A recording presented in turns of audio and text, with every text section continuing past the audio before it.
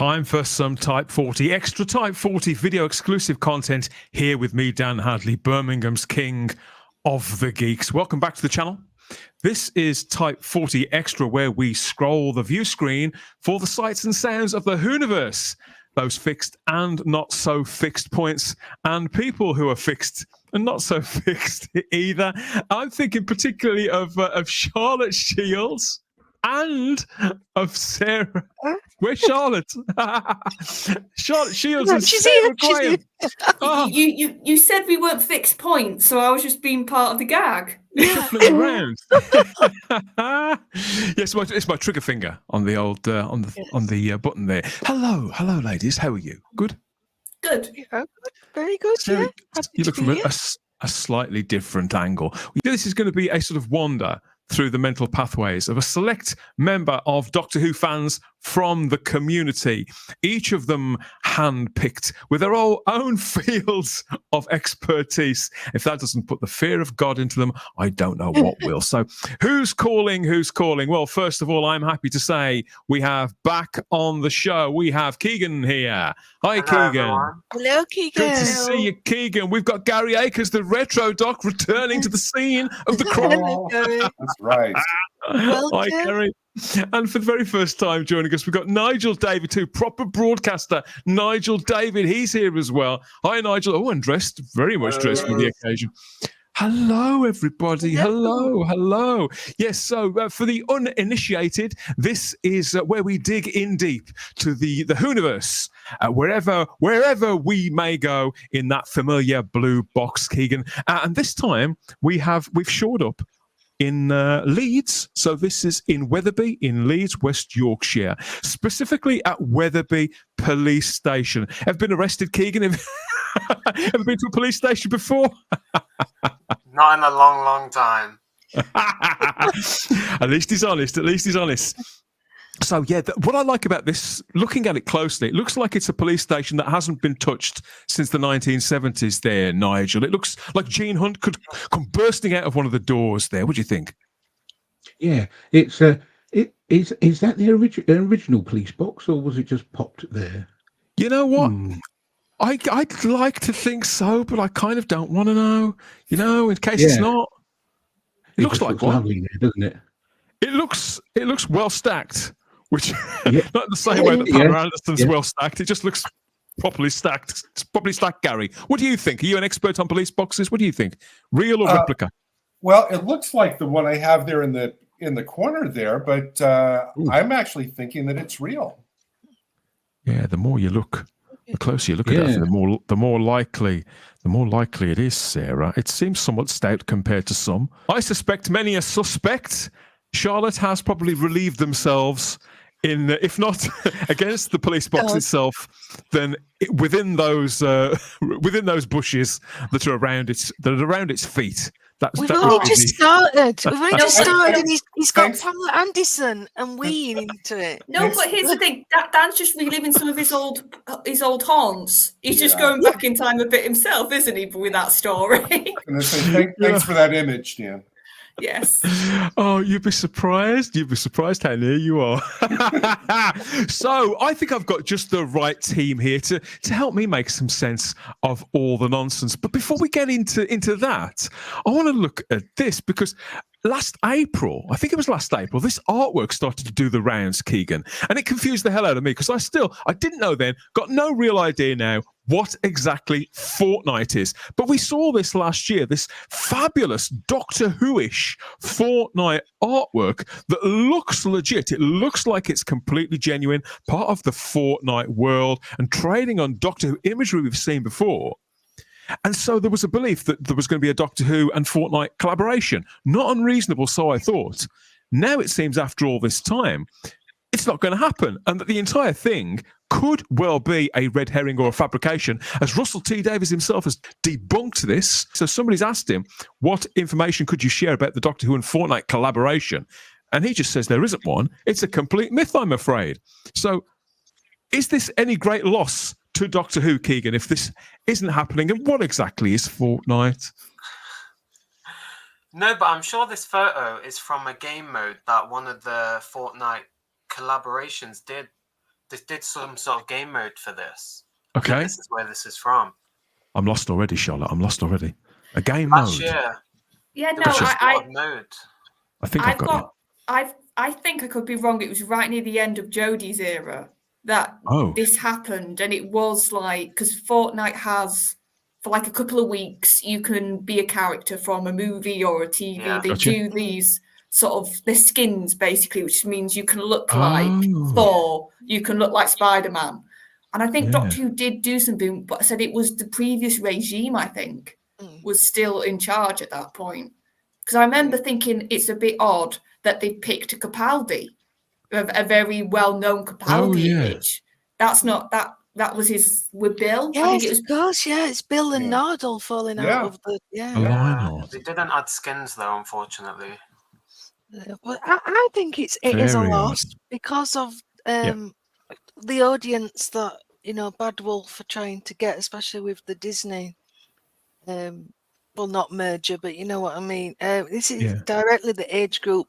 The one because my two sons play Fortnite, and they've been running around dressed as Indiana Jones, and like Charlotte says, the Marvel characters, all kinds of play. It's just really fun. They'd even got the squid things from the Matrix and. Goodness, what else? Basically, anything, like Thor's hammer. You could be Indiana Jones holding Thor's hammer, and something to do with Alien. They've got Alien, they've got Predator, and it's just a really fun, world to enter. So I think they are missing a beat here. So it could have been a good fit for Doctor Who. It sounds like a far cry, Nigel, from the days of cutting out the backs of Weetabix packets of figures of Tom Baker to make little games when they would walk around on other bits of cardboard, doesn't it? That's the freebie that you got in this month's Doctor Who Monthly, or what's it called now? Doctor Who Magazine. Doctor Who Magazine. The little push-out characters. That reminded me of the Weetabix push-out characters that you used to get. So, are you tempted by Fortnite, Nigel? Is this all double dutch to you like it is to me? No, I'm not a gamer. I've tried. I've got an Xbox, and as soon as I get stuck, I switch it off. So, but I was wondering, can you build your own worlds in Fortnite? Yeah, you can do. So, could someone build a Doctor Who world? Yeah. No, feasibly. Because the people, I'm going to totally confuse you now. In Roblox, which I know because people have created their own Doctor Who worlds. I've seen a Rani TARDIS and a Master's TARDIS and these little blocks. Really? I know I'm losing you already, Dan. These little people. No, well, this is Roblox seems to work on a similar principle to the other one that I've forgotten the name of. That's all squared. Oh yeah, I was going to say Minecraft. That's also had a big Doctor Who. Like people. It seems to work on a similar, all very customizable.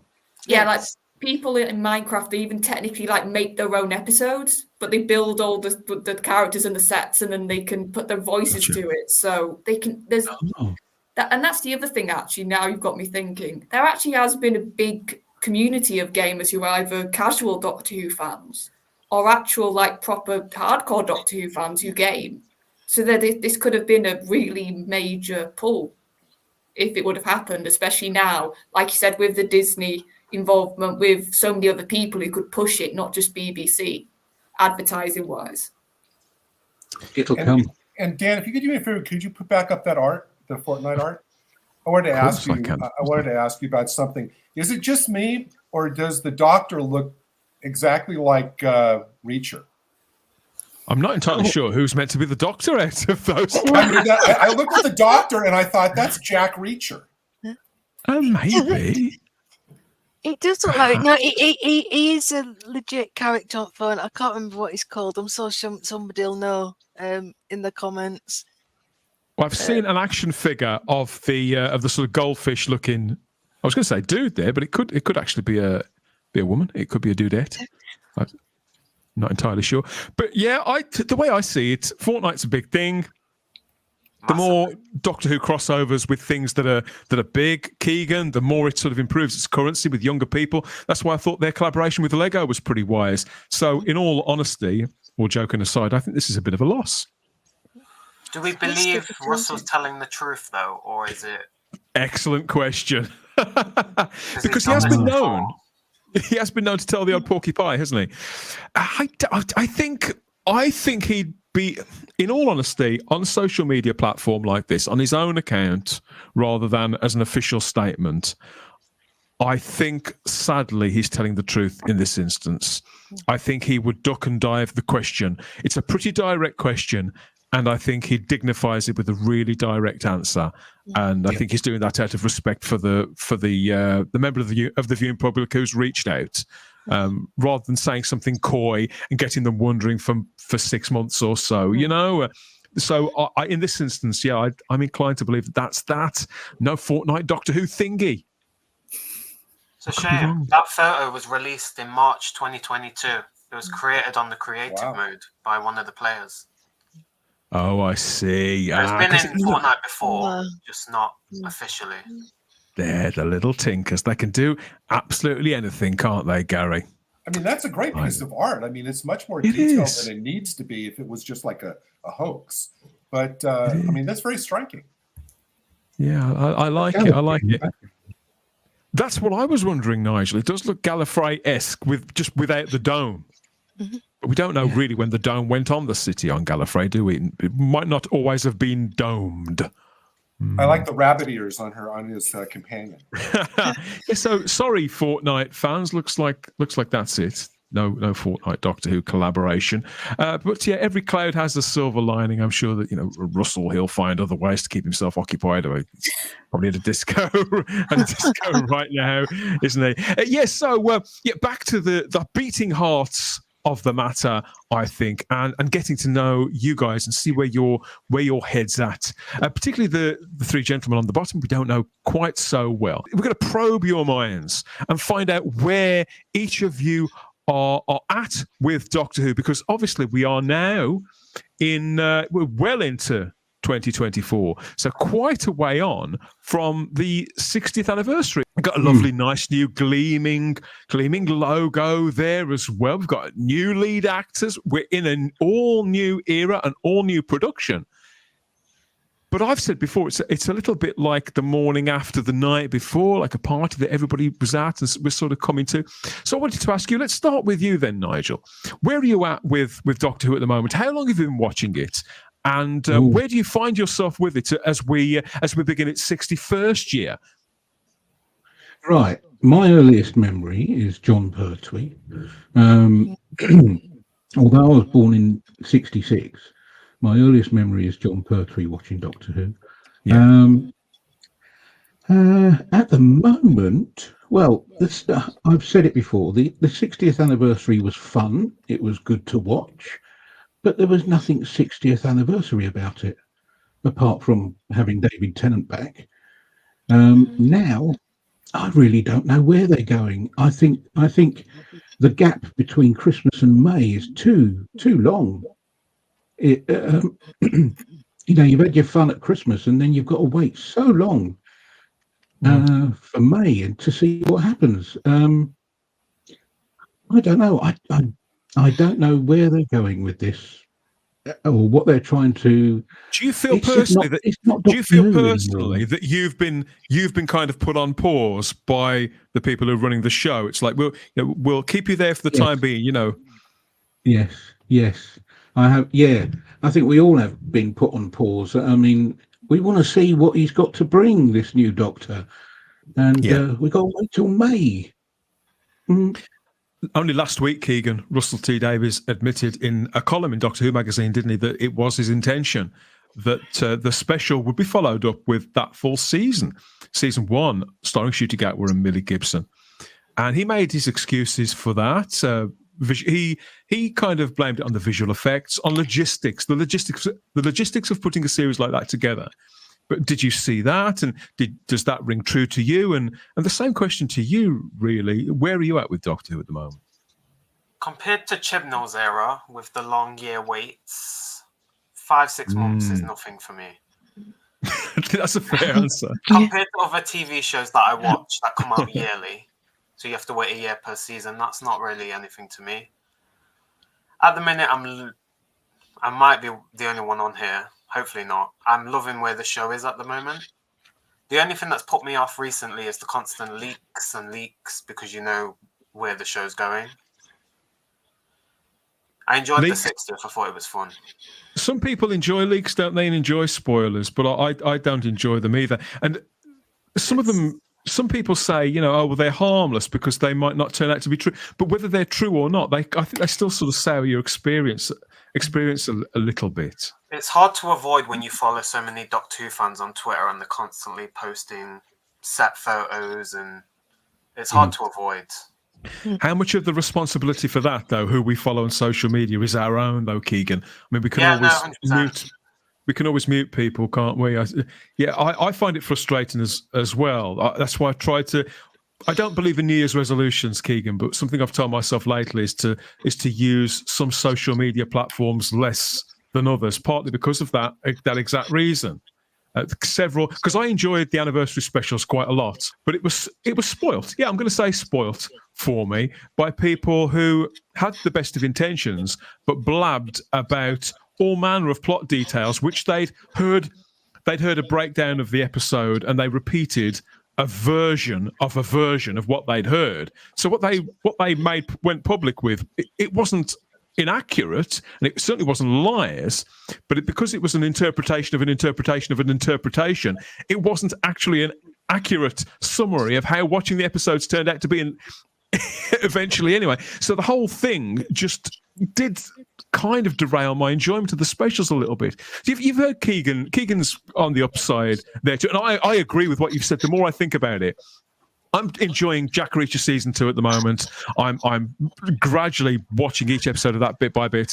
It's been about 18 months since the last season of that. I'm really looking forward, Charlotte, to House of the Dragon coming back. Heaven knows when season 1 of that was on. It's got to be a couple of years. So should I really be complaining? Should me and Nigel really be complaining about 4 or 5 months of in between Doctor Who's? What do you think about this? What do you think about this, Charlotte? I think in the long run, it probably will feel not as long.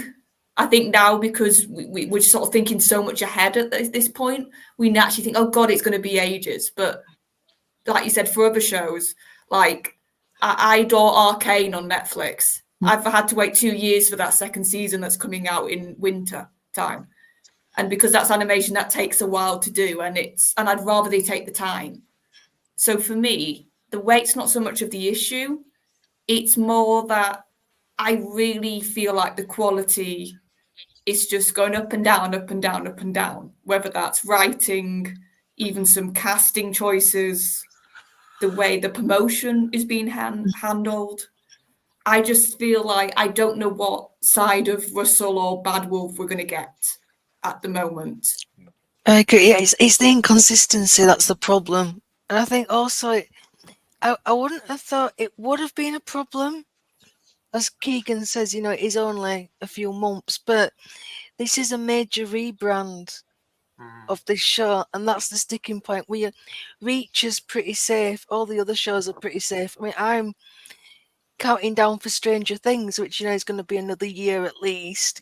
But, you know, we've left that in a really exciting and healthy place. All these shows that people have mentioned, people are raring to go, whereas with Doctor Who, we've got this stop, start, and I think that's what's the issue. That's why Nigel feels the way he does, Sarah, would you say? Oh, yeah, I do. Not making you feel any better, are we, Nigel? Gary? Sorry, Nigel.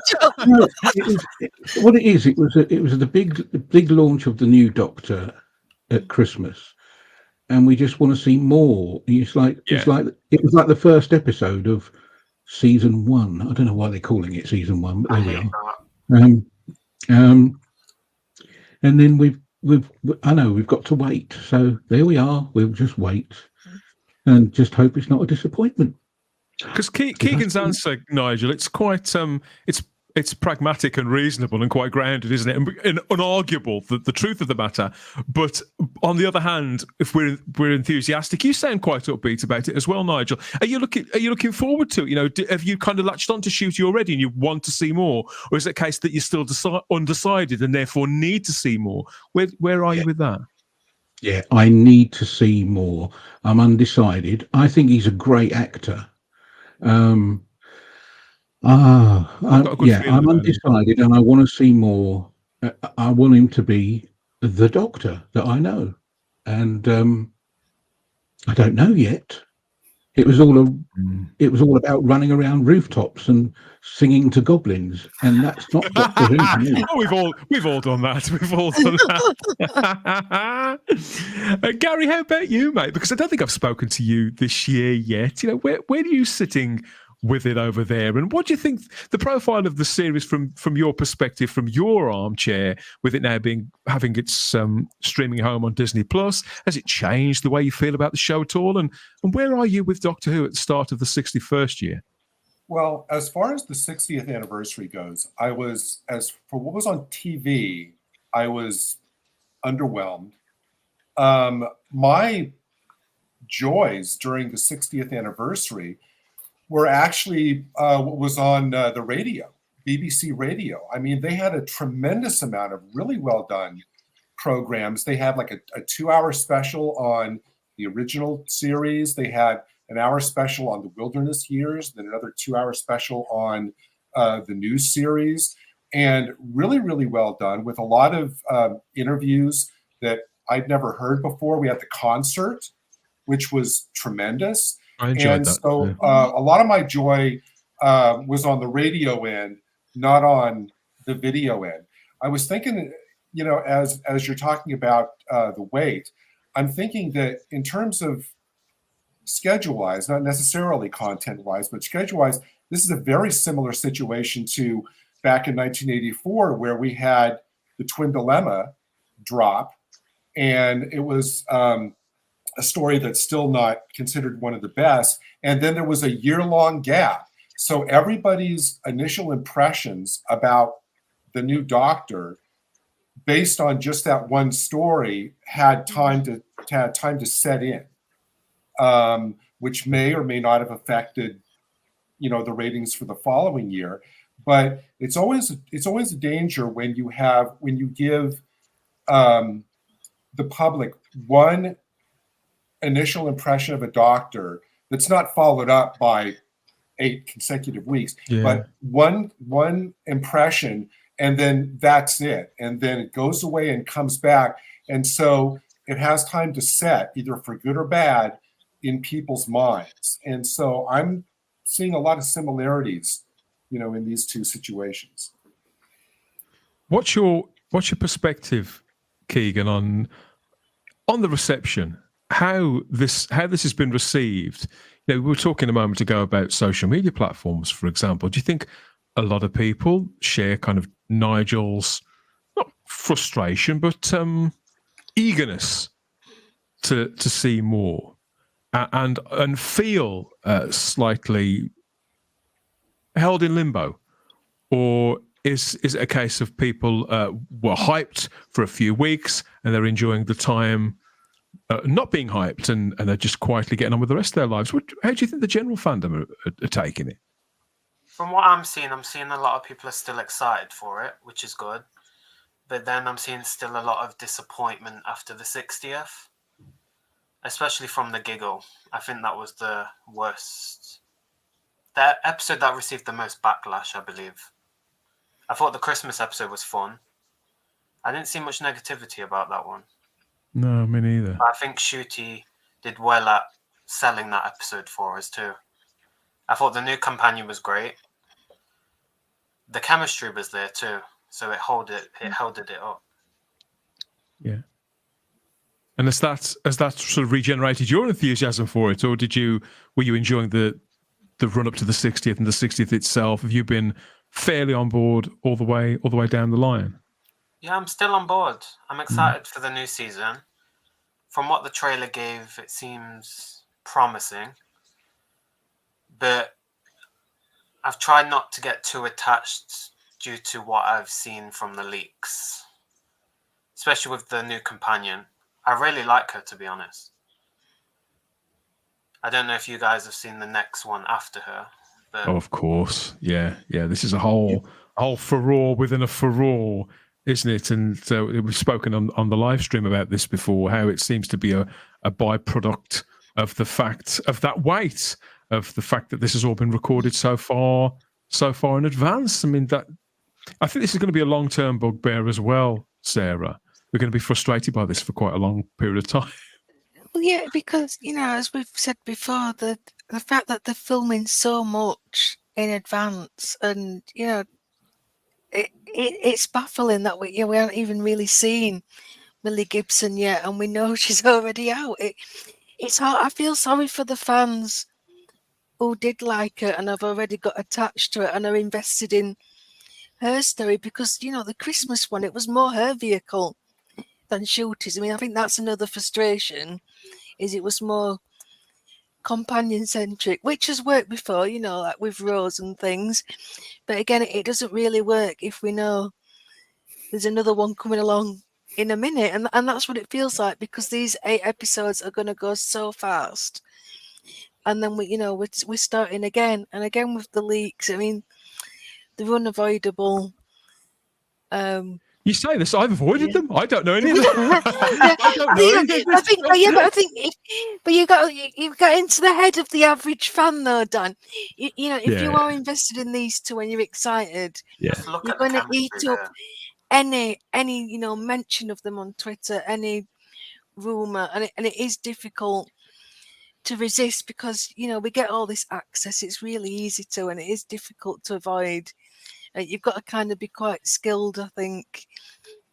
But I just find it really difficult that I don't understand how we're meant to get invested in this character when she's only going to be here for so long. It just seems such a misstep. But I don't want to keep repeating myself, but I wish they could have, I don't know, tried to hold off with these pictures for a bit long, as long as possible, really. It does when you say leaks, I mean, is this the kind of thing you mean, Keegan, when you talk about leaks, people out filming and things like that? Or do you mean people gossiping on Reddit and grabbing information and putting it out? Oh, you do mean this stuff. Sorry, Gary, what were you going to say, buddy? Oh, no. I was just going to say that, I mean, to second what Sarah was saying, it seems like that immediately post the broadcast of the Christmas special, it seems like, at least at this point, and I know that we still have, there's still like 4 months to go, but it seems like at this point, a lot of the momentum from after the Christmas special got sidelined because of 2 things. One is, as Sarah was alluding to, all of the news about Millie Gibson leaving. Right away, kind of that became the focus for the new series. And the season 15 box set, which seemed that to basically all the enthusiasm of Who fans kind of went to that. So between those 2 things, it seems like there's been kind of crickets as far as continuing to build up momentum for the actual new season, because everybody's still thinking about, wasn't Louise Jameson great in that? And what about Millie Gibson leaving, and who's this new companion, all that, which is probably not where they want the focus to be, I'm guessing. Yeah, but when you say, go on, sorry, Charlotte. I was going to say, I think that's because of that teaser trailer. We didn't get a proper trailer after the special. We got a load of clips. Yeah. It didn't have any story to it. It didn't have any through line. It was just like a really blinking. It was a frenetic kind of set of image. It was what they used to call an EPK, an electronic press kit, that they would send out, that kind of thing. I think if they would have had one trailer, and I can remember, because I was thinking back to other Christmas specials, we would get a proper trailer pretty much straight after the broadcast, which would be like, here's what you're going to get in your series coming up. There'd be a couple of monsters revealed. Mm-hmm. You'd get some good doctor shots usually. You get a bit of the Doctor companion dynamic shown off, nothing story beat wise, just how they act with each other, and a bit of a theme. Like with Matt's first series, you got the fairy tale quite quickly, his first trailer. With Tennant, I remember his first one was quite actiony. His trailer we got like a proper like here's an adventure of a lifetime a little bit again, but with this more charismatic Doctor. This sort of romantic those trailers were propulsive. I mean, and that's what they needed to, I think, honestly, to have that momentum Gary's talking about. And we got that basically but not for the series proper, for the season 15 box set. You put that trailer out next to what they put out, the actual Bad Wolf production, and it looks pathetic. I'm sorry, it does. So they needed to give one mega trailer to sort of keep that momentum and people talking about Ncuti's stuff. And Dan, don't you think it's kind of unusual that they're already putting out stills for season 15 and not really a lot of stills? I'm not talking about even trailers. I'm talking about just stills for the actual 8 episodes that are coming up. That seems odd to me. I have to give them their due. I mean, when you say putting out stills, the only images that have been released from from series 15 are all unofficial pictures taken by members of the press, and it's just this is an unfortunate byproduct of having to film in public places, I suppose, isn't it? So we're seeing Virada Sethu there with Ncuti Gatwa. We barely know him, let alone her. I didn't see this gentleman act until Christmas Day, if you remember, Keegan. I said I was holding off. I didn't watch Sex Education in the end or anything else. So it's all new to me. So these are 2 complete strangers. I mean, for me, he does feel like the Doctor, and that looks like Doctor Who. But generally speaking, it seems like something, when you see a picture from a movie that's filming now, and they say, Captain America 6 is due for release in 2027. You think, oh, well, in that case, go and watch the car. And I think if that's how you're feeling as a fan, what on earth does Joe Public think? Have they already forgotten about it all? I saw on Facebook this weekend that James Cameron has come out with putting out a statement saying he's probably not going to direct Avatar 7. I thought, okay, well, I said, okay, so that gives us something. I can sleep at night now knowing that. It's like that gives us something to look forward to in 2051. It's the same thing in principle. Yeah, it's a weird place that we've got to in the culture, isn't it, Nigel? That the dialogue that happens, it's not just the conversations that we have as fans. Some of us, not just the conversation we have privately, some of us are daft enough to broadcast this stuff. But the fact that the people who are the guardians of these franchises and the creative engines that are guiding them feel that is a perfectly reasonable thing to say to your target audience. It's bizarre. Yes.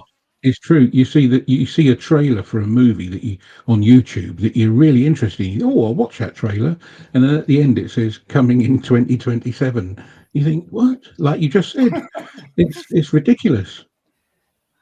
Yeah. The question is, I suppose, how do we occupy ourselves in the meantime? Do we scoot through Amazon Prime and Netflix, watching the latest seasons of other things? But we want to be watching Doctor Who. We've talked, Charlotte, about the Whoniverse, and there's lots of people who watch the live streams and all the other content that we put out. We regularly get people in the live chat saying, yes, but what is the Whoniverse? Because people, I mean, and at first I thought, well, are people being disingenuous there? Because I know what it is. I think we know what it is. But then again, I don't think they are. I think on reflection, it's actually a perfectly reasonable thing to ask, because what they're really asking is, when is this thing going to seduce me? When is it okay for me to be excited? Yes, the logo looks pretty. I'm here. I'm waiting. Take my money. But what? And I think it's the same. I think it's the same with this era. I think it is a really strange place to be in so soon after coming over the threshold. It's like getting the keys to a new house, coming over the threshold and having a walk around, and then somebody sort of leading you by the hand out and shutting the door behind you and locking back up again. Really, really, really weird and unnatural. I think it makes sense because back in 2005, Russell didn't announce he was going to do like spin-offs. He didn't announce, oh, I'm going to have like a living, breathing world. He just did it. So we didn't have to sort of get our heads around it. We just, we'll watch Torchwood, we'll watch Sarah Jane, we'll watch the main show. We'll do what we want. But he's very much made an intent now, like a statement of whoniverse. It's a thing, it's got its own logo before you watch the main show. We're so used to multiverses more now and this sort of shared universe. So I just think people just want to know what's it going to actually materialize and look like. I think they just need to actually start to give little press statements or something just to give people an idea. And then they can, when it starts to actually come on screen, they can then watch it and see if they like it or not. It feels like we've been stuck between two poles for a really long period of time. It's bound to sort of chip its way at people, I think, Nigel. Do you think Doctor Who fans have had a particularly hard time over the last 6 or 7? Actually, no, I'm going to extend that because I don't want to make it look like I'm rounding on any individuals. Do you think the Doctor Who fans have had a pretty hard time since the 50th anniversary? Yes. I mean, I went to the cinema to see the 50th anniversary episode and in 3D. And it was great. It was fantastic. And I think there was a lot of publicity about it as well, where there wasn't a lot of publicity about the 60th anniversary. And like on the radio, there was all these different types of shows for Doctor Who. We didn't have that on the TV.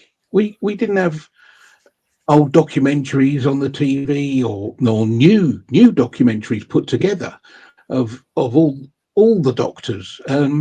We didn't have that to look at, and I don't know. Is it on the whoniverse? Did I pronounce that correctly? Yeah, it probably is. I don't know. I'm just looking forward to the next Tom Baker box set coming out. That's what I'm looking forward to. I think a lot of bands. Well, at least that's a assured thing, Nigel. Yeah.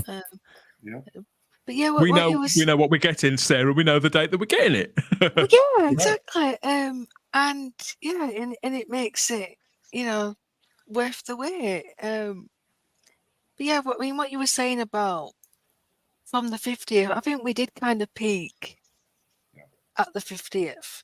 And it wasn't just. I don't think it was just the actual content either. I think it was the culture around the show. I've only just realised this in the last few weeks. It's as if something reached a bit of a plateau, I should say. And and that's natural because all shows have this. But there were a number of reasons. That not everybody was behind Capaldi. 2016, if you remember, we had no Doctor Who apart from that Christmas special, and we only got that because if Stephen hadn't written anything, we would have lost the spot. The Doctor Mysterio, it's not the best Christmas special, but it was literally something. At least it was there. Yeah, it was a placeholder. And then 2017 comes along, and it felt like a soft reboot with Capaldi and Bill. And I think this is the problem. We'd already had this soft reboot where Moffat was beginning to get his mojo again. Then he was leaving. Then Chibnall came along, threw everything out of the window, started again. So it was like another reboot. And now we're getting yet another reboot. It's like things just can't seem to get started, and there isn't that consistency. I think we were really spoiled in the 50th. The 50th was kind of like every couple of months for the whole year, we kind of got this unexpected Christmas gift. I mean, the trailer, with the policeman, walking along and all of that, and going into the junkyard, and then we had the Five-ish Doctors, and then I'll never forget the morning where I woke up and I got on the computer and there's Paul McGann in a new. I'll never forget that. And then, of course, as Nigel was saying, I went to see the 50th at the theater with my local Who meetup group, and that was a spectacular event, and it was like, you know, Christmas the whole year. And I think that, I mean, I don't think the 60th would ever measure up to that, because all of those are held, those memories are so dear, you know, to each one of us, that but not getting as much as often, and having it, I think Dan on one of the Type 40 said, or was it Charlotte, you alluded to the fact that it's all jammed up in like 2 weeks before the, I think it was Charlotte that said that. And it was, and I agree, you know, it wasn't spread out to get a little taste, you know, during the whole year. It was all just truncated at the end. As much as I agree with what you've all said, my mind does go to the people, the children in particular, but the people who who hadn't reached adulthood in time for the 50th, and who haven't been served consistently well between the 50th and the 60th, but have sort of hung in there, Keegan, and kept the faith because they love this show, and it tells them, it says something to them that other series don't when it's on. I feel for them, because for everything that you've just said is true, Gary, and for me, I'm very much on a similar page to you. The 50th actually still feels quite new to me, even though we just had the 60th. So I don't feel like I've particularly lost much, if I'm being honest. I don't think that I've got much cause for general complaint on a very personal level. But when I look at others and I think about how, 10 years to somebody of middle age doesn't seem that long. 10 years to somebody who's 15, who's 25, up to the age of 30, 10 years does seem like a very long time. And so I think it's them that have been served, that have been misserved, that have been shortchanged. Keegan, I think you remain very focused and really quite realistic and generous with a small g concerning it. But do you see what I'm saying? Yeah, I know what you're saying. See, I was still a fan of the show until Capaldi left, and then I lost faith a bit, but it's come back a bit more now, which is good. That kind of, you mean it's sort of it's gradually restoring a passion that you used to have for it, a compulsion to watch. I lost it for a while. I just didn't think it was giving much back to the fans of the show who stuck on for a long time. But then when Chibnall and Jodie left, it kind of came back a bit. I felt like the fans were getting a bit more. I just think when we have to wait big long gaps and we're not getting great content, it's not good to us. No. They're taking us for granted, Keegan. Yeah, it is. And especially your generation as well. How long until we get the next proper sort of something to get our teeth into? I think that's what it is, Charlotte. And in all truth, if I just stepping back, because obviously I'd love it if Doctor Who was still on for 12, 13 episode seasons, but in all truth, I don't necessarily think it matters how many episodes we get. A really strong, fit for purpose 7, 8 episode run, hell, even a 6 episode run of some shows that are able to really deliver something that's so satisfying, that makes you feel that you've had that feeling you get after a good meal. Oh yeah, and that's what I want from Doctor Who.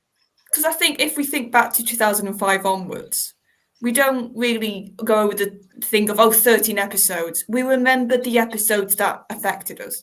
Yeah. We remember the stories and the characters and the moments that affected us, and that can happen in any amount of episode number. 13 doesn't make it, you're magically going to get brilliant writing.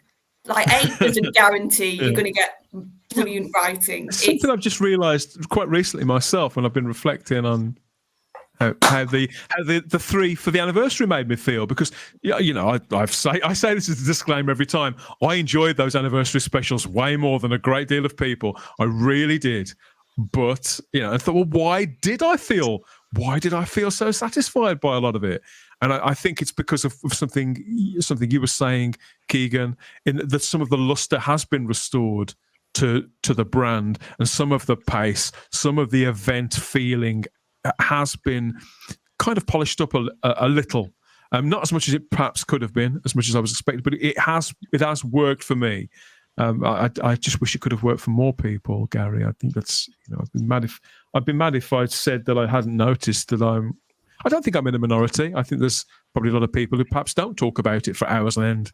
Well, but probably feel similarly, but I don't think that. I mean, and I am genuinely happy that you had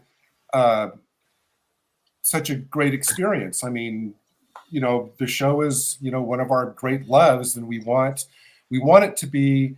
I always want it to be where I can love it, but I would never wag my finger at anybody who said that they loved it too, and I didn't. It's I don't think that reflects bad on them or whatever, because it's the show deserves to be loved. We always want it to be as good as we hope it can be for us, but I mean, if anybody gets legitimate joy out of it, I think that that's great. Yeah. And also, at the end of the day, people prioritize different things for this show. Yeah. I think for me, it being the 60th, I honestly wanted it to be more of a celebration. I think that when I reflected back on it, me too. I really wanted it to be that celebration. To whether he did that through possibly more actors or doctors, even if they weren't in massive chunks of it, just them being there in some capacity. I think the story could have reflected a bit more of the past of the show. Oh, undoubtedly, and I think for me, Charlotte, there's something about the show, and this is all versions of Doctor Who. I can have all these expectations before I watch it, and afterwards do exactly what you're doing now, and thinking, I kind of wish there's a bit more of that and a bit less of this. But there's something on this show. As soon as those credits start, it's as if I'm taken somewhere else, and I'm there until the end credits finish. I'm completely, and I only know that Doctor Who isn't working, and that they've lost it. That it's not Doctor Who, or at least to me, if it hasn't done that. If I'm watching the actual material and thinking, this should have this should have that. Most of the time, I'm able to. I just get sort of sucked somewhere else. Yeah. Well, yeah, like I said, but for me, being 60th meant it wasn't just a normal story. It wasn't just a series that, pretty much with a series, I will say, give me good characters, give me a really good story, give me some dynamics I can really get my teeth into, and that will please me. What Moffat did, and then I'll finish. He did so well with the 50th, which is, it did its own stuff. It definitely did its own stuff in that story. I love the exploration of the war aspects of the Doctors and how they've each dealt with it and how they faced each other about that. But then I love the idea of all the Doctors at the end coming to save the day. That was the peak for me. The sentiment behind it. The sentiment as well as the spectacle, Charlotte. Yeah, and I think Moffat got that, whereas for me, the balance wasn't right there for those 3 specials. There was moments, there was characters that I loved, there was bits of writing I thought was really good. And I know it was last minute, but I actually really enjoyed the Tales from the TARDIS. I mean, it punched all the buttons that I'm sure that they wanted to punch. I love seeing all those characters again. I know it was a last minute thing, filmed in a week or whatever, but I enjoyed it.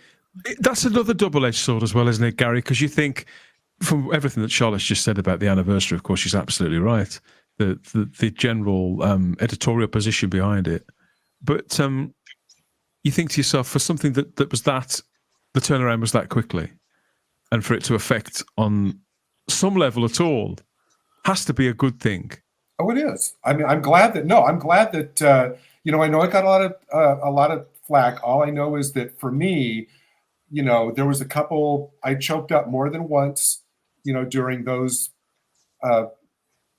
6 episodes. And I think I agree with Charlotte that if you look at the 50th as a whole, that felt like much more of a celebration, especially the Day of the Doctor was a celebration of the legacy of the show. plot-wise, actor-wise, everything.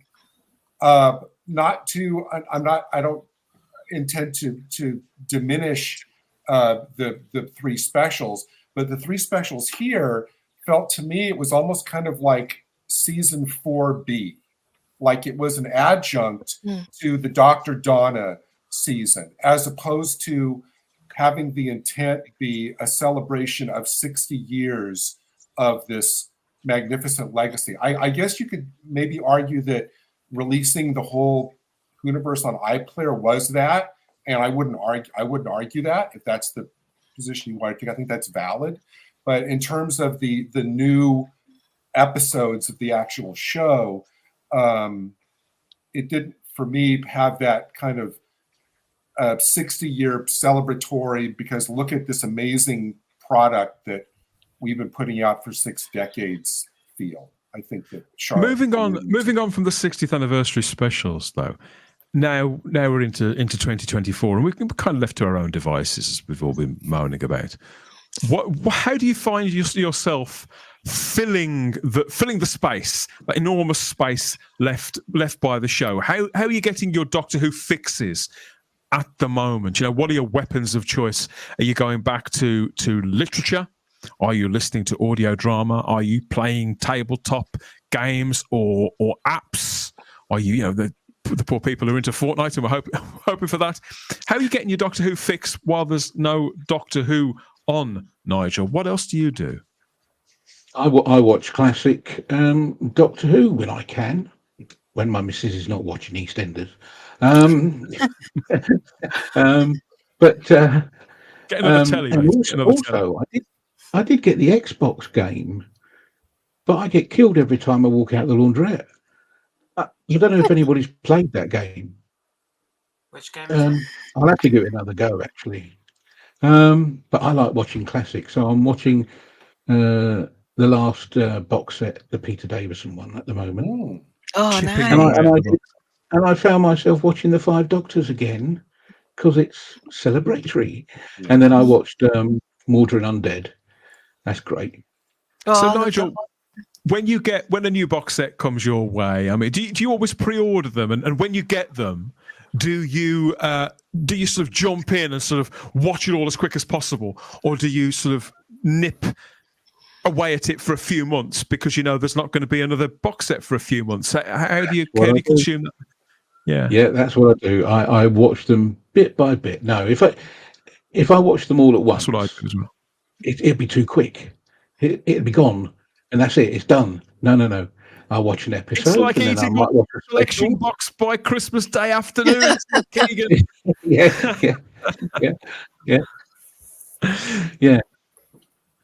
And there's a lot of stories I haven't watched on the box sets yet. I usually pick the ones I remember being good. You don't even watch the stories in order. You literally just think, I'll watch what I like. I'll go for the coffee cream, and then I'll go for the orange sundae, that kind of thing. Yeah. That's what I do. Yes. do you buy the DVDs, the Blu-rays? Keegan, are you a collector? I am. I've started collecting the classic ones. I haven't started watching yet, but I plan to very soon. What's holding you off from watching them? Is there a specific order you want to do it in, or is it simply you're watching so many other shows? Because you watch quite a lot of streaming shows, don't you? You're very well up on what's currently where, and I follow you on X, and you're always saying, "Oh, watch this show, it's good," or "They've cancelled this show, it's terrible," and all that kind of thing. So I'm following you has enabled me to sort of not look at so many websites, because I just think, well, if Keegan says it's still in production, then perhaps it's safe for me to start watching it. No, it's quite slow at the minute. I'm waiting for House of the Dragon this summer. We're all waiting for that, Charlotte. Have we got a date? Have we got a date for it then? Is it definitely this summer? They've said summer, but I don't know when. Matt Smith said August in a podcast, I believe. Oh, that's too long, Matt.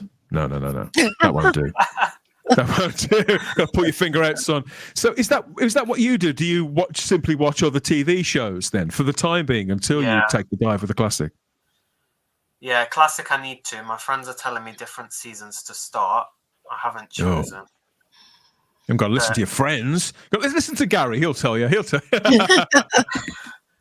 So what the Type 40 community does. You trusted voices and opinions. But yeah, everybody's got an opinion about this stuff, Keegan, haven't they? 100%. In the meantime, I'm just catching up on other things and excited for some of the movies coming out this year, which is good. I don't know if anyone saw the new Deadpool trailer. What did you think of that, Keegan? I'm very excited for Wolverine too. I'm a huge fan. Considering they didn't even really show him in the trailer. No, just the ending was enough. I need more. This is actually, I think there's a lot of good, not a lot, but I mean, the things I'm excited about movie-wise this year, I'm very excited about, and even a couple of TV shows too. So I think and I know, Dan, you regularly preview things on the show, and there's that. And one thing I do, I actually, and this is not to suck up to Dan or to Ian, who's not here, I actually get a lot of my viewing list off what you guys talk about, or if you recommend. I create my viewing list because I listen to people who I trust, who have, most of the time, good taste in what, I'm just kidding, Dan, in terms of what they watch. And, I'm generally, that serves me well when I do that. You do read quite a lot, though, don't you, Gary? And I think you listen as well, don't you? So how do you get your Doctor Who fixes? Do you ration the way that you take in other Doctor Who stories so that when it does come back to TV, it retains a sort of freshness? Or do you just go all at everything, same old on the same treadmill? No, I'll try to mix it. I mean, as you know, Dan, I'm a huge fan. I follow the Doctor Who comics, so I'm a big Doctor Who comics fan. Occasionally, some of the new Target books they're coming out with, like the new series, like if there's a novelization of a Capaldi story by an author I like, I'll try that, even though I'm familiar with the story. When it comes to like the box sets, as Nigel said, I'll just kind of dip out. I actually, for the box sets, I actually start on the box sets with the stories I really don't remember too well, or that I haven't seen in forever, or the stories that I don't really think much of, because the one thing that these box sets have really done is caused me to reevaluate my opinion of stories that weren't my favorite. I mean, I've done a massive amount of reevaluation of stories because of these box sets and how they're treated, in these sets. Do you think it's sometimes the passage of time as well, and the way that the culture around them changes the way that we view any kind of vintage material? Yeah, I mean, it's hard because there's always the risk of trading your rose-colored glasses in for reassessing it and then finding that it might not have been as good. So that's always the risk. But a lot of times, especially with Doctor Who, I just find more things to focus on, things I didn't notice before, and there's always new things to appreciate. I mean, for this new box for season 15. I'm really looking forward to the new Rutan. But the first story I'm probably going to watch after Horror Fang Rock is Underworld, because I really want to be able to sit down with that story in fantastic quality and just see what I think. Make an event of it. Yeah. As well as listening to bits and bobs and all that kind of thing. How about you, Charlotte? How do you make up your Doctor Who hours when we're not talking about it, that is? I think I keep an eye out on fan stuff. I really enjoy seeing what fans make because it can be so different from the show. It can explore concepts which the show maybe isn't comfortable. Like there's certain stuff that I know as a fan base we've been crying for years for them to do. So sometimes you'll see it in fan work, which is lovely. So I always keep an eye out. And for obviously reading, so like at the moment, I've really been enjoying these when it's classics mixed with current Doctor Who. So this one it's set in Third Doctor era. And the idea is that they've gone back to Greek myths and the time of Zeus and Hera. So it's Josephine and the Argonauts. So it's this. I really love this series of books they've been doing, which is get a classic tale. So Jason and the Argonauts, but you're mixing Joe and the Third Doctor in there. They've done about 4 or 5 of them now, haven't they? One every year or so, something like that. Yeah. So I pretty much this is my 3rd one I've got now in this series, and I'm just really enjoying the concept. And I love this one, actually. This has probably been one I've really enjoyed, because for me, which is weird, because I don't, the Third Doctor isn't a classic Doctor I naturally watch a lot or go back to. But I found, who's the author for this one? Paul Mars, isn't it? Yeah, Paul Mars. I just find he's got their voices so well. And Joe feels like Joe. And the Third Doctor, just his sort of standoffishness and his sort of pomp at times. And it just, so those I really enjoy. So that's every year I pretty much have been getting one of those books. So it's a mixture for me as well. But like I said, it's the fan stuff I find that I enjoy, and books like that, which I just think is such a fun concept. Because that's, come to think of it, that's kind of how you got involved with Type 40, because you told us, I think you told Ian, about a fan audio drama that was up on YouTube, and he'd sent it to me, and we both really liked it. So I said to him, well, what is this? He said, I don't know, Charlotte sent it to me. So I said, well, ask her where she's found it. And he goes, well, you ask her. Well, I think rather than doing like this, we'll both ask her. We'll bring her onto YouTube and ask her about it. So yeah, and I think, what was it called? Beware, something like that. Yeah, Beware. Yeah, and like there's one that Tailored Vision. Recently, I've really enjoyed his stuff and stuff. And like I said, it's just, I love this about the fan base, that they're not idle. They just go and do stuff, and they'll just, if they've got an idea, they won't be scared just to show it. And also, that's what I love about the brand. I feel like we sort of moan at times, oh, it's not doing enough. But I do find that not many other TV shows will have a whole book line that you can dip your sort of your toes into, or comic for Gary, or there's just so other. Doctor Who is so many things. It's not just the TV show, and I do think sometimes we can get a little bit too focused in on that, because it does live and breathe in so many different facets. So if you're not happy with the show maybe for a bit, or like we're saying now, we're sort of in this waiting time, there's plenty of Doctor Who out there. You just need to find it. And that's what I think so lovely about this IP. That book sounds really interesting, because straight history, Pertwee never did on TV. I mean, there's a couple of pseudo-history things with like the Time Monster and the Time Warrior. But I mean, in terms of like straight delving into history, Pertwee never did that. So a book that puts Pertwee in a straight historical situation automatically becomes really interesting. Sort of unique, doesn't it? Yeah. Simon Horton often says that when people take him to one side and say, you know, this is just a TV show, he says, oh, no. It's much more than a TV show. Hey, and Simon has lived his life by that mantra. I don't think that's a secret to anybody.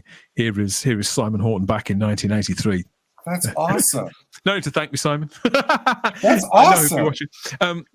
But this is very much one of his mantras, Keegan, and that's how I view it too. It's a place, a place that we go to. Doctor Who's a place that we go to, Sarah. But you just heard Charlotte talk about the fan stuff. That's, you know, because I like the fan stuff as well. But I'm quite cautious. You know, as somebody who makes fan content, I mean, it's terrible for me to say that, but I'm quite cautious about what I commit to, because it's variable by its very nature, and sometimes depending on the frame of mind I'm in, I'm sometimes more. I feel more generous than others. You know, I'm only human. But how about you? How do you feel your Doctor Who time, that allotted chunk of time when the show isn't on air, when we're sitting here looking at the calendar thinking, oh, come on. You know, how do you fill up those hours? Pretty much a mixture of everybody here. I'm getting more and more into Big Finish. And I'm really enjoying that. And that is, it's very overwhelming to somebody who isn't used to Big Finish, because there's so much. I mean, that is a whoniverse. I mean, Russell can only dream of what Big Finish has managed to do. So I kind of just maybe choose a Doctor or a character that I really like. And like Nigel, I'm diving into Classic Who. I can't wait for Series 15. I'm still working my way through my Season 20 Blu-ray as well, because again, you've got to savor these things. You really do. That's what I think. And there's so much of the extras, the behind the scenes stuff, and I love sucking all that up. And the books. I mean, I love, Charlotte, that you enjoyed the Joe and the Argonauts, because I've seen it and I've been looking at it and I'm like, well, I don't know whether I want to get this or not, but you've just persuaded me now. I'm going to get it, because I love Joe and I love that dynamic she has with the Third Doctor, and I love my historicals too, so it seems to be a perfect fit. So if they've managed to get that magic in writing, then I'm all for that. The fan stuff, I think Charlotte's probably more on the ball than I am. I don't usually really seek it out, but if somebody recommends something to me, I will give it a go. But fans are just brilliant, and if you don't get content, we will just fill the void ourselves. We'll just make things. The Doctor Who community is so creative. Just like with the other sci-fi stuff, people are making their own Star Wars, their own Star Trek. But I mean, look at Star Trek Continues, for example. Oh. This can be some really well made and respectful stuff. So I think it's brilliant, and it should be encouraged. I don't think it should be stamped out. And again, there's a pool of talent that the show can use. There's future writers and creators and visual effects artists that are rising up the ranks that can be part of the new series going forward. I wonder, Sarah, when earlier on we were talking about in all seriousness about Fortnite and Roblox and Lego and all this sort of thing, whereby when I was a kid, and people of my generation, you talk to a lot of them, and Simon too, for that matter, and most of us have similar stories, Gary. It's I grew up reading the Target books, and so I wanted to become a writer, or I grew up reading Doctor Who weekly or monthly, Nigel, and I saw Dave Gibbons' comic book artwork, and I wanted to make my own comic strip. And I do wonder now, in the 21st century, if new media will promote a similar thing in the future generations who could shape the IP in years to come. Absolutely, it will. If the wilderness years proved anything, is that fans will not let Who just disappear into the void, into the vacuum. They will do whatever it takes to fill it until it comes back, whether it's fan audios or fan audio dramas, or Big Finish or fanzines back in the day. Independently published fanzines. And Dan, as you said before, all it takes is hearing the theme, the music, and you're instantly reconnected with it. Or with Charlotte, reading a book, and you're instantly connected to everything you've loved about the franchise. I mean, you can go on Twitter or the internet and for a couple of days feel dragged down, but it doesn't take much to bring you back and just you see, Gary, and I know that even something like that is subjective. I mean, for example, Sleep No More and The Woman Who Fell to Earth, which are 2 episodes, there could be more, where they don't play the theme tune. I really struggled to get into the Doctor Who sort of groove in my own frame of mind, simply because I hadn't had the theme tune and a swirly vortex that had taken me there. I don't know if that's a fault on my part, Keegan, if that's on me or if it's on them. I don't know, but it's a response. It was a natural response. I didn't want to feel that way, but I did. And it's on reflection, because Sleep No More in particular, that would usually be the kind of thing that I really enjoy.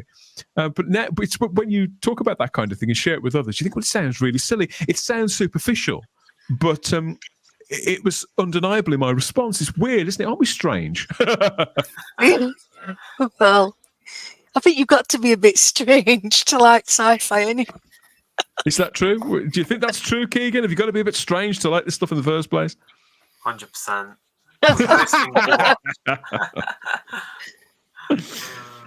I mean, I suppose I'm happy to be put down in the strange category, Nigel. I mean, there's worse things to be called than strange, isn't there? Well, I'm 57. I still collect toys. Come on. Tell us about your toys, buddy, because we can see there's a lot of pretty pieces of plastic behind you there, adorning your wall. So what have we got there? Let's have in fact, we're gonna have a closer look. So let's bring them up big. So what have you got there, mate? Oh, I can see it a bit better now. Go on, yeah. What have we got? Oh, Steve Austin. I used to have that when I was a kid. Oh, you bastard. Yours has got all the bits and bobs as well. Oh, no. Take him off now. That's it. I've got off you now. Go on, yes. He's got his engine. Yeah. I got the hang on. The Tom Baker Mego doll. And he's still got his sonic screwdriver. Nice. So jealous. Yeah. I want to applaud Nigel for having the Honor Majesty's Secret Service poster up there. Next to the George Lazenby signed photograph, yeah. Wow. A Bond man as well. It's my favourite Bond movie. It's a beautiful movie. It's a great one. I love it too. Yeah, I do. So do you rotate things around in the collection on your walls every now and again, Nigel, or is there certain things that are set in stone? If that's your favourite Bond movie, that poster is always there. No, that's it. It stays there. That's it. I could admire it again. Yeah. Yeah. And just here, I don't know if you can see, I've got the TARDISes.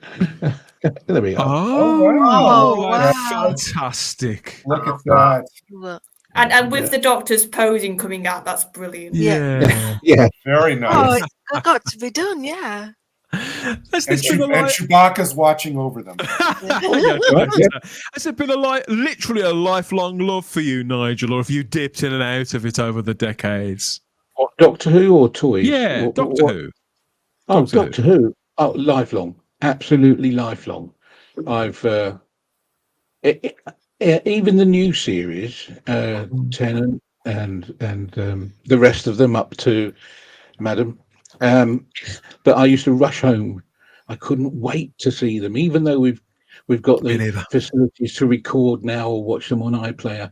I want to watch them when they're actually broadcast, and and that's when my sound system goes on when I'm watching Doctor Who.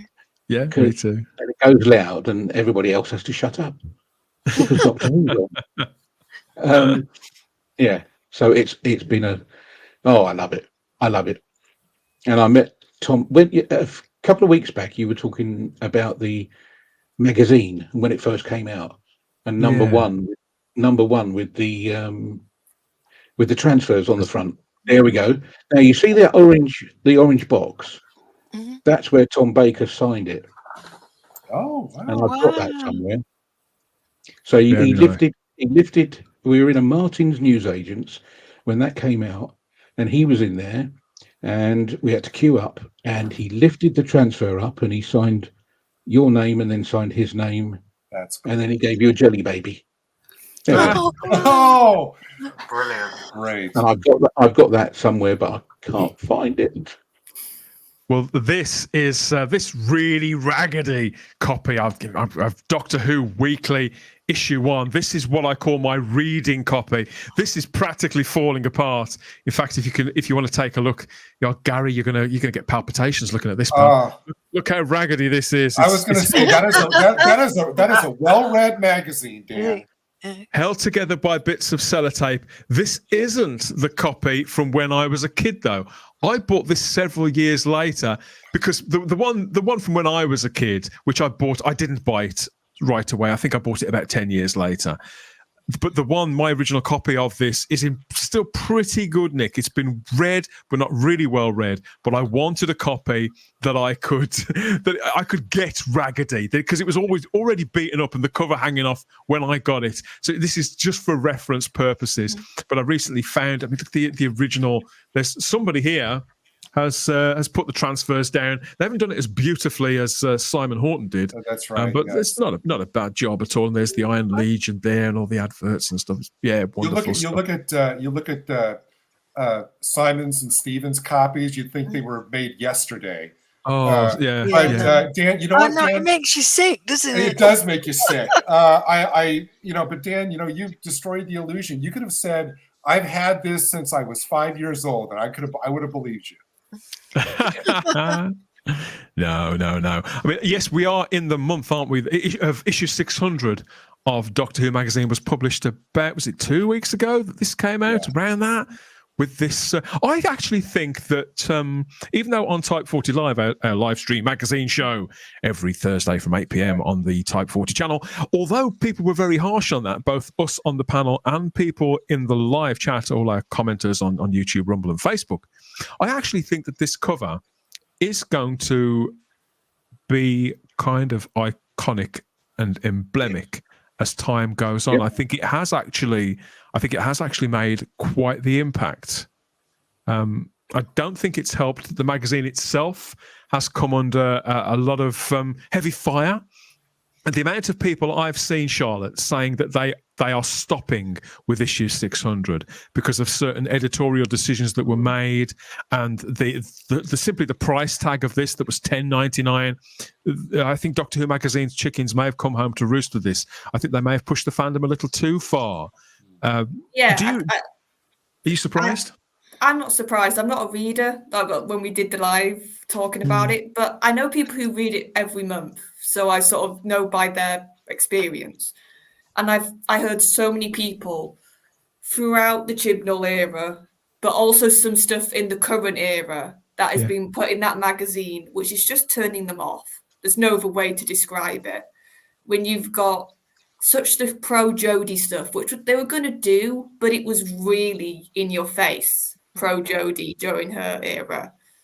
And then you've got Russell in his column being sometimes typical Russell at the moment, which is, here's my politics. Let's put it that way.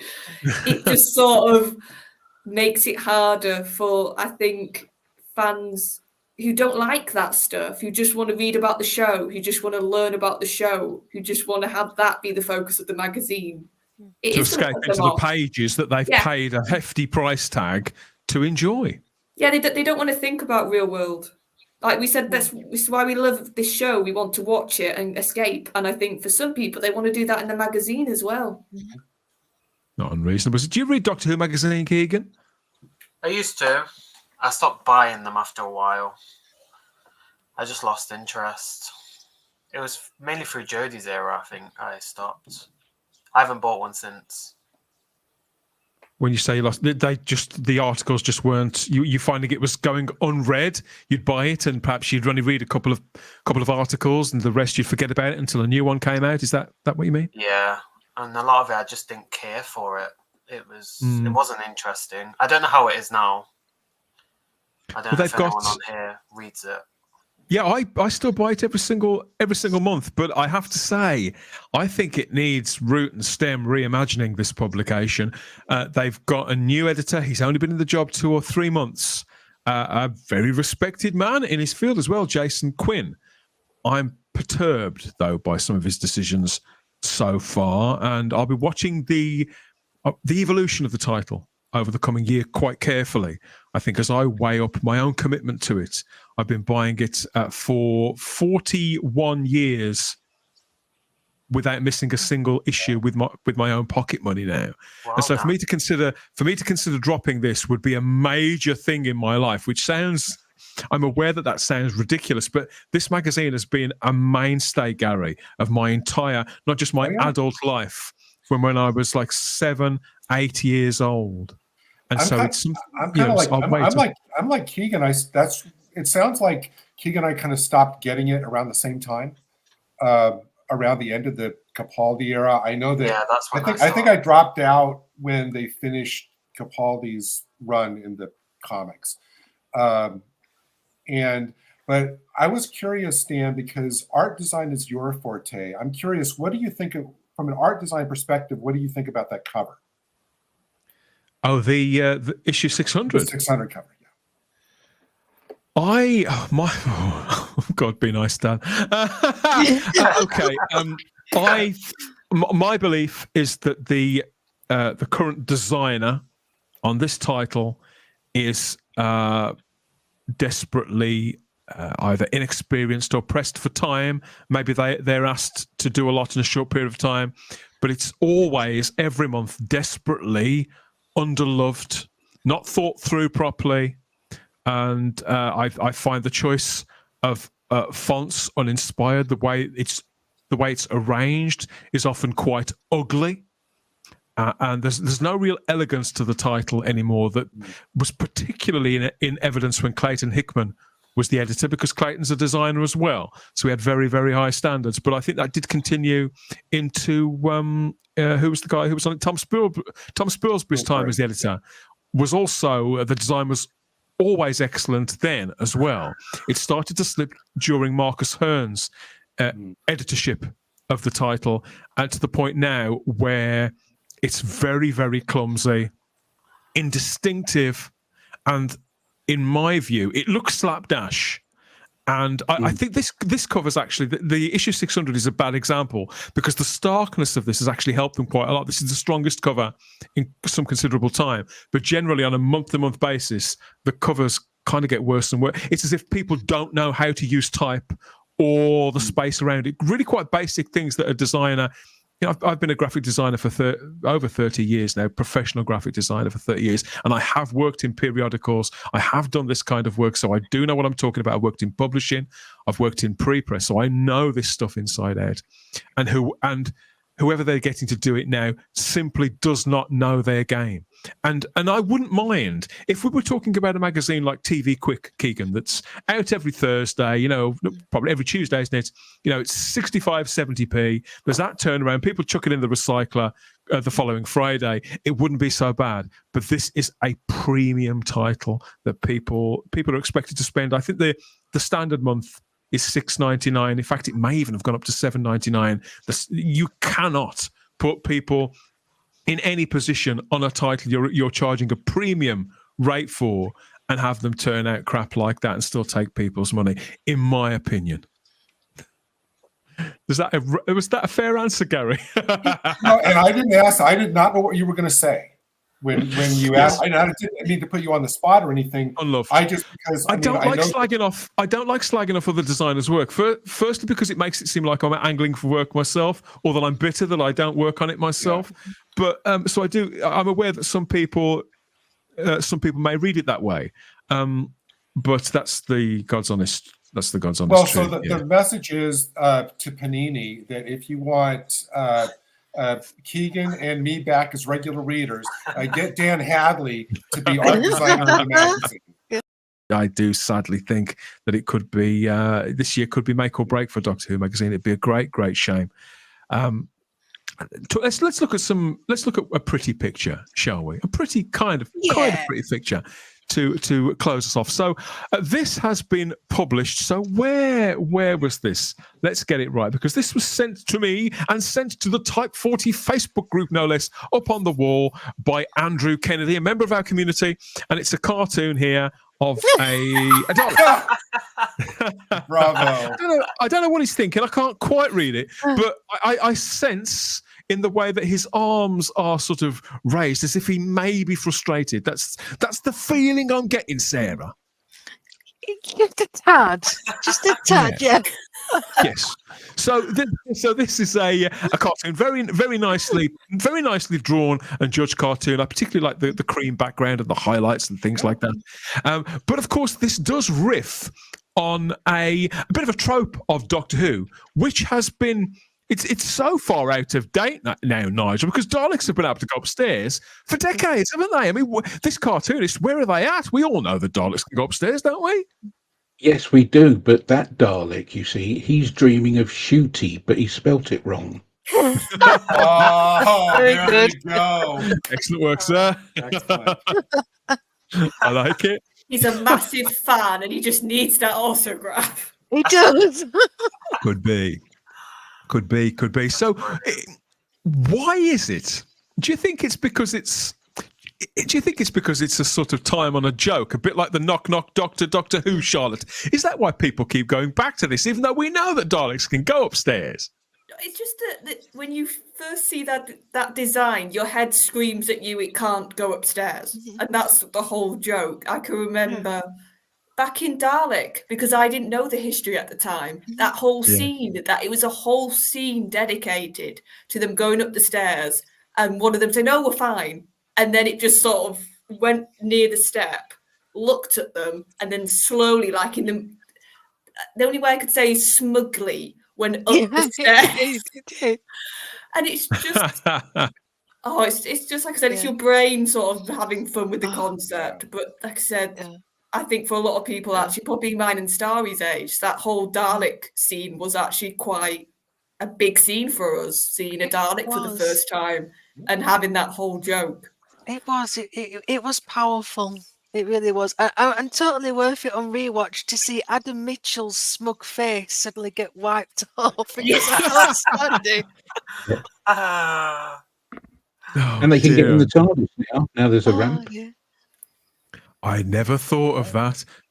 I'd never thought of that. So what do you think about this joke, Keegan? Is it worth, should we wag our fingers at the people who take the piss, or should we just take it in good spirits, as if, we all know the Daleks can go upstairs, but this is still a bit of fun. Where are you with this? Do things like this get on your nerves the way they do mine? No, it's fun. This is what we need, comedy. Yeah.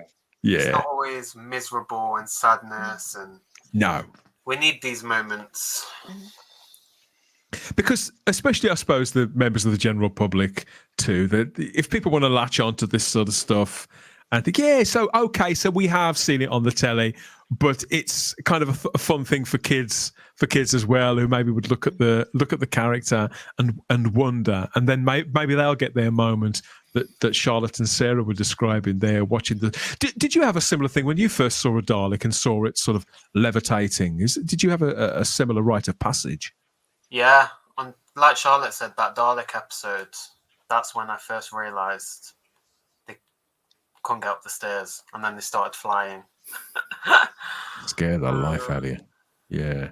Yeah, so thank you for sharing that. Andrew, if you're out there, keep them coming by all means. Yeah, excellent stuff. We do like our pretty pictures at Type 40. I think everybody knows that. Whatever next, whatever else could possibly come our way in 2024. I understand you've got a couple of predictions of your own, Gary, about the coming year. First of all, if that's an actual still from the upcoming box set with Invasion of the Dinosaurs, I don't know what to think. No, we can only hope. So a couple of my predictions, a couple of serious ones first, since we're talking about box sets. My prediction is that after season 15, I actually do think the next box set will be season 25 with that Dalek story with the hovering we're talking about. I think the Tomb of the Cybermen is going to be the next colorized classic story. Okay. That's my prediction.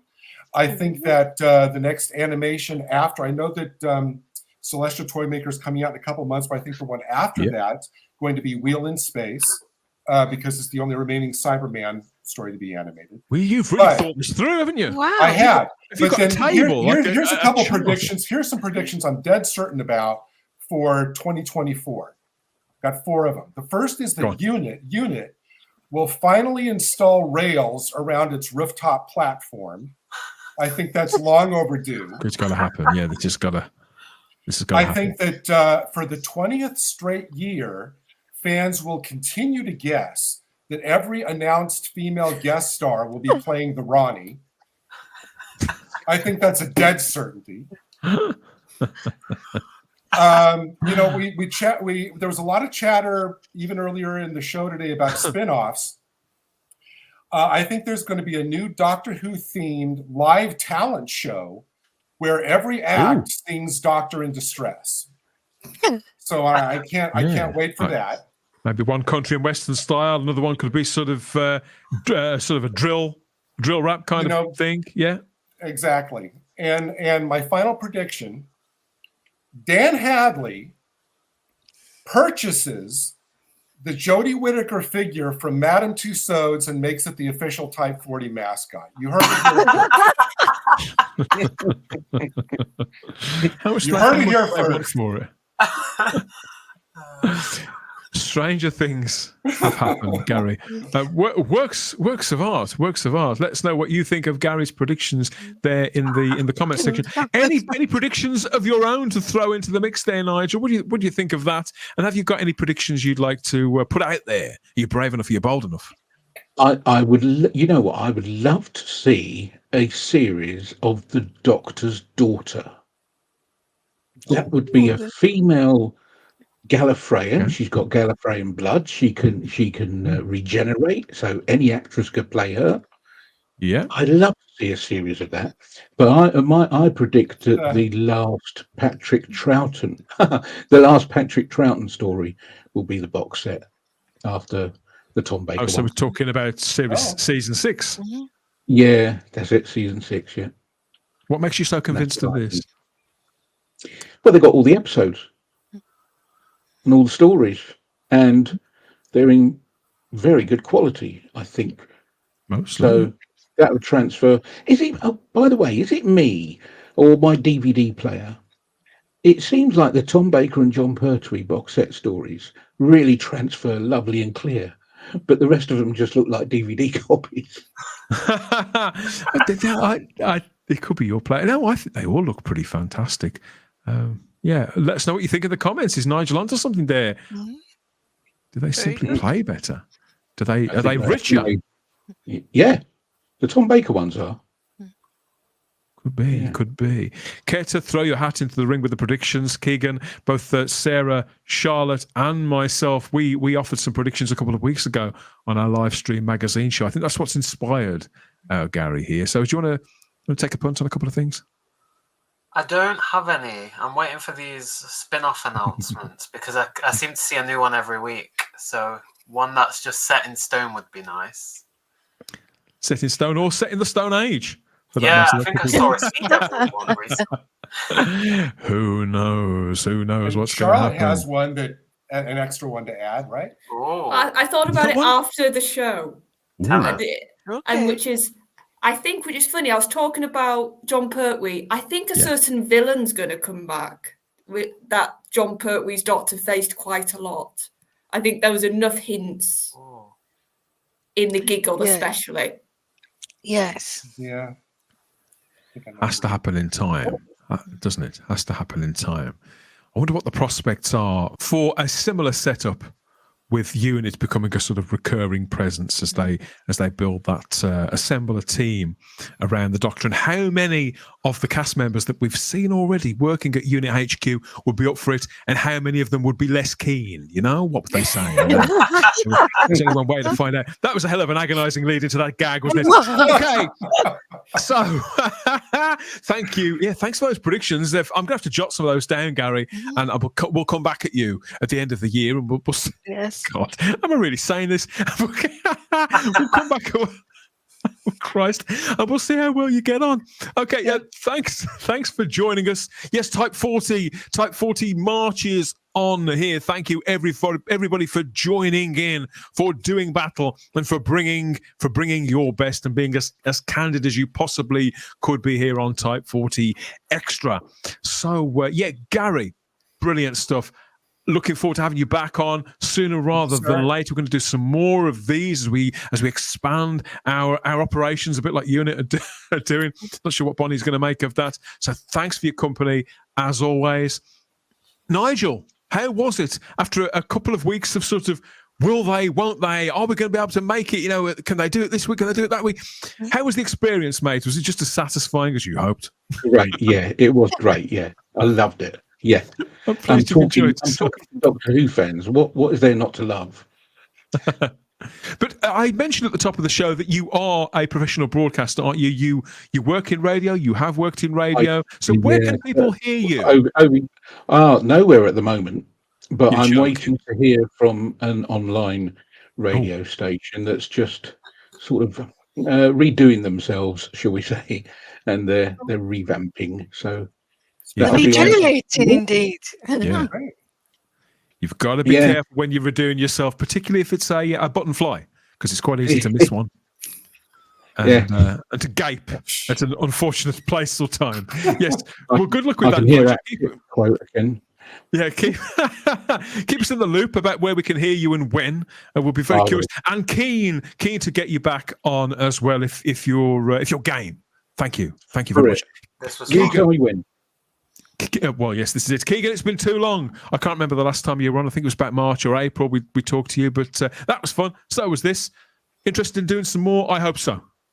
Yeah, you know where I am, Dan. Good Not stuff. that far away. Good stuff. Charlotte and Sarah, thank you for your company again for this one. We'll be back. We'll be back on Thursdays, of course, won't we? With Type 40 live. Yeah, get the washing up done. Make sure your mugs clean.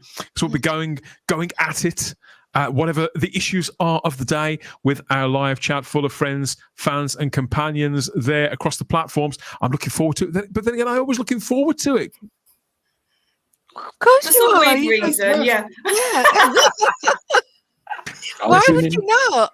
Yeah, I do genuinely look forward to it each and every time, as I always do with your company. Okay, so yes, you know what to do.